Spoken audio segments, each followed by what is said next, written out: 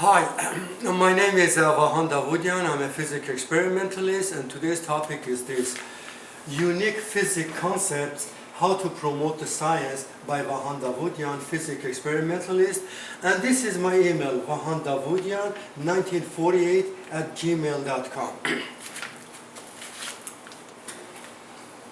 I am physics experimentalist for 30 years. First of all, I would like to thank YouTube for wonderful opportunity for uploading our science videos, latest technologies and science concept. We can connect with many viewers, exchange views and learn. YouTube is like huge network and university. I call them synapses in human's brain, connecting billions of neurons to transmit information and charges. YouTube is the key to learn.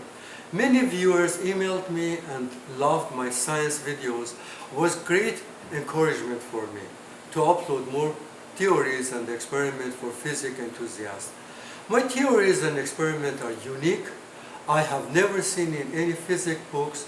All of them are substantiated with experiment. I have already uploaded 40 theories. You can watch them on YouTube. As a token of appreciation, I would like to thank everyone for supporting me. Your feedback is extremely important. I do honor them, any suggestion, any adding, or any concerns. My inspiration came from sports, nature, animals, and insects. Today I have very important and generous proposal for physics and science lovers. Any college or university want me to come to you, I will be honored. I will pay for all the expenses. I can even bring experiment for demonstration. I have 40 more theories. I will upload them every week. I finished my theories by year 2000. I have had many lectures in physics in Regis, DeVry, CU Boulder universities for physics students. I will be able to highlight some of my theories briefly because they are 20 hours. Experiment in laws of physics must be 100% thermodynamically closed. I will explain this later. And in fact, my inspiration came from Niels Bohr. He was a great physicist, and then he was the best when he came up with the atomic structure after Ernest Rutherford, and he explained everything, and this been so many years, more than 100 years. What he did was groundbreaking, was breakthrough in science. Mr. Niels Bohr said, in order to understand laws of physics, in order to understand astronomy, sometimes you have to scale up, sometimes you have to scale down. And then I always remember that. And then I'm following his footsteps. And sometimes I call them analogy, sometimes I call them relativity. You have to compare something. That's exactly what I did, because he compared electrons, nucleus, proton, and neutrons to the solar system, and how easy it is to understand that electron is acting exactly like a Mars, is acting like a Jupiter, is acting like a small planets going around the nucleus. And that is exactly I was inspired. So I came up with my own idea, and this was the thing I was inspired by Niels Bohr. Let me set this up so you can see.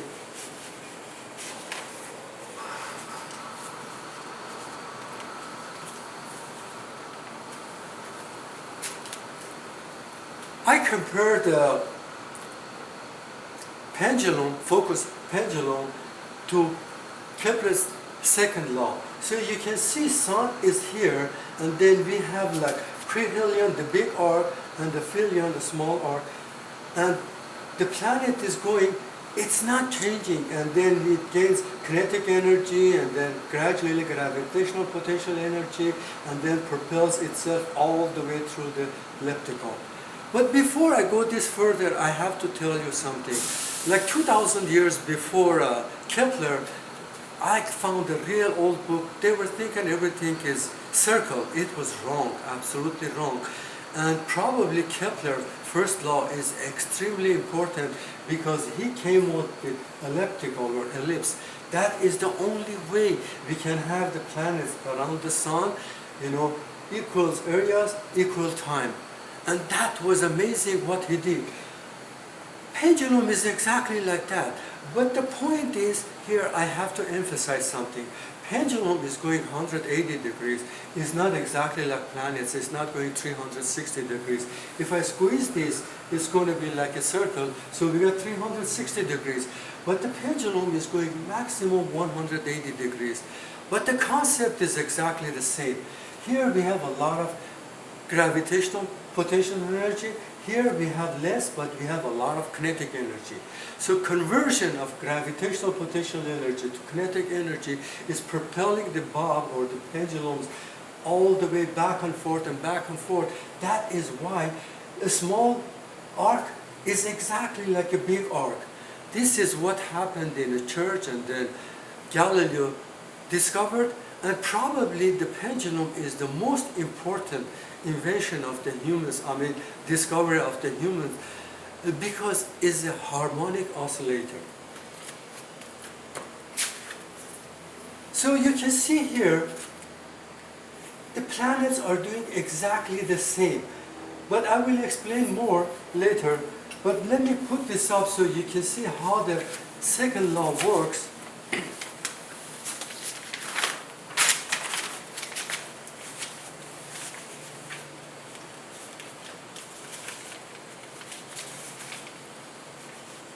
I read it for you because it's extremely important. It's called equal areas, equal time. And like I said, all has to do with the mass of the planets, or, gained kinetic energy, and then conversion of both energies. Kepler's second law compared with the pendulum. I did this like 8 months ago. I remember that was great success. Some even university professors, they emailed me. They love this idea. How could I compare this, and how could I prove that they follow the same rules? With pendulum, I compared the line stretching from the sun to the planets to the pendulum rod. So this was imaginary line from the sun connecting Mars. So Kepler's second law describes the area swept out, a line stretching from the sun to the planets, swept out equal areas in equal time. That's exactly what the pendulum does. The speed of the planet's orbit depends on its distance from the sun. Closer is faster and farther is slower. Imaginary line from the planets toward the sun, like pendulums. Mercury is closest, Mars is farther. Longer imaginary lines, when we reduce the planet's distance, is like shortening the pendulum rod. So we stiffen the pendulum, the planet's restoring force. So it free falls. So suns orbit with more velocity. Masses are unchanged, and the determining value is gained kinetic energy. So that is what is causing propelling force around the sun. And in fact, I came up with this so you can see how easy it is to demonstrate for physics students that, what Kepler said, it came true. Let me post this for you so you can see. When Kepler proposed this was like almost 300 years ago. We were not in space and so and so. Now we are in space. So I said, Niels Bohr said, you have to scale up or scale down. That's exactly what I did, and it worked fine. So I compared Earth with the sun and, Mercury or, any planets like, I would say, Mars with a space station. And imagine our space station going around the Earth in 90 minutes. It's amazing. It's going so fast because I compared that to the Mercury. Mercury is going much faster. And there's no exception. It works in the solar system. It can work on the space station. And imagine that is going 90 minutes around the Earth, and then it's free fall. Earth is also free fall. Mars is free fall. All those planets all the way to Neptune, which takes 164 years to go around the sun or sun's orbit, they're all in free fall. But like I said, we are comparing, we are, analyzing everything. It works the same.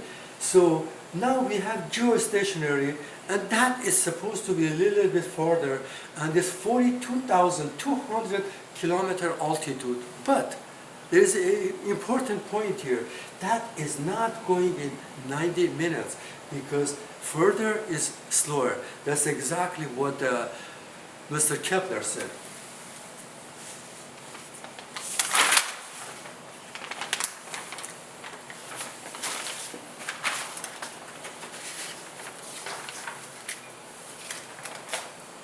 And I came up with my own analogy, and this was amazing because most viewers love this idea, and they said this was a breakthrough in science.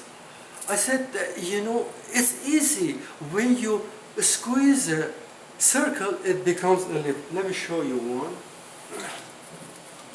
See, I have a circle here. I can squeeze this. It becomes a lip. But there's a very important fact here. The circumferences or the orbit is not going to change. This is a little bit larger, you can see. It's not. So what I did here, I had to overlap elliptical orbit with a circle, and I did this with great precision. This is 1.5 centimeter, and this is also 1.5 centimeters. It doesn't matter if I squeeze the major axis or the minor axis, it doesn't matter. The circle becomes elliptic. And then my conclusion was how genius he was. He came up with this idea. I mean, it could not work with a circle. It must be elliptical. Anyway, this is a smaller scale, and this has to do with the spacecraft. I'll show you what I mean by this. See, we have a spacecraft here, and then I replace this with a Mars. And imagine the same thing happened. We have, it's called apogee and perigee, or apogee or perigee, different pronunciation anyway. It does the same thing. So the spacecraft here has more kinetic energy. It's traveling this big distance at the same time this one does. The reason why here got a lot of gravitational potential energy and gradually is converting to kinetic energy here, and by the time it gets here, the same thing continues back and forth, and here it continues the same way. So a spacecraft does the same thing. It doesn't make any difference. It can be in a smaller scale or bigger scale.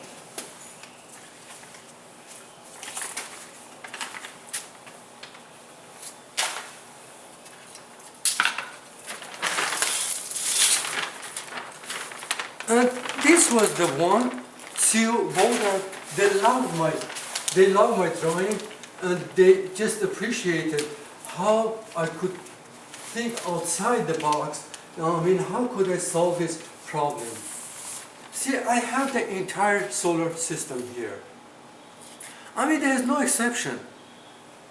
If you divide your orbit with the diameter, or semi-major axis times 2, it always comes to 3, here I show you, 3.14 or pi.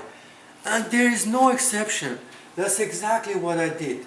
I had to overlap everything and let them know that this is my idea, that, Kepler, I don't know if he thought about this or what, how he came up with the elliptical. He was genius because he was educated person and he was one of the greatest astronomers in history. And imagine, we have Mars here, and this is the circle, the old, maybe 500 years ago system. The circle is not going to work because it cannot continue with the same speed. It's impossible. But see, Mars has to go in elliptical. So we get like kinetic energy converting to gravitational potential energy, again kinetic energy. So that's why we have biggest arc is traveling the same time, smaller arc at the same time. So it doesn't make any difference at all. So they cover the same thing. And they love this idea because, like I said, I came up with the idea that, my calculations were made maybe not 100%, I would say 99%, because I'm not an astronomer, I'm a physical experimentalist, but overall it worked out fine. And they love this concept that, I overlapped everything, and it doesn't matter how I did it. So, this is my final poster I show you. See, we have like major axis and minor axis here. See, minor axis, major axis. Like I said, this is elliptical, and then we have Mars here, we have Mars here, we have the Sun over here, off center. But it doesn't matter. I squeeze the minor axis or major axis. This becomes circle. But in fact, the circumferences or orbit is not going to change. And this is exactly 30 centimeters. I did this with great, precision. I realized nothing is changing. So, this disc is a factory cut, and this is exactly 30 centimeters. When I put my elliptical on this, that fits perfectly. So there is no doubt in my mind that, what Kepler did was amazing. And it doesn't matter if the circle becomes elliptical or elliptical becomes circle, it's going to work the same. Even though we know that they say that the Mercury is not elliptical, but the same concept works because there's a conversion of gravitational potential energy to kinetic energy back and forth. And I have two more. This is part 1 of 3 because I have two more, and the second one might take a little bit longer. It's for the general relativity, and I explained everything with great precision, great details. And the third one is about the Earth's electric field and the gravity, and then I will explain that exactly the way I did it. So I appreciate you guys are watching, and then I was wondering if you can subscribe this, and if you have any questions or any concern, you can email me. Like I said, that was my email, and like I said, your feedback is extremely important for me, and you will encourage me to upload more videos. And thank you very much for watching. Appreciate it.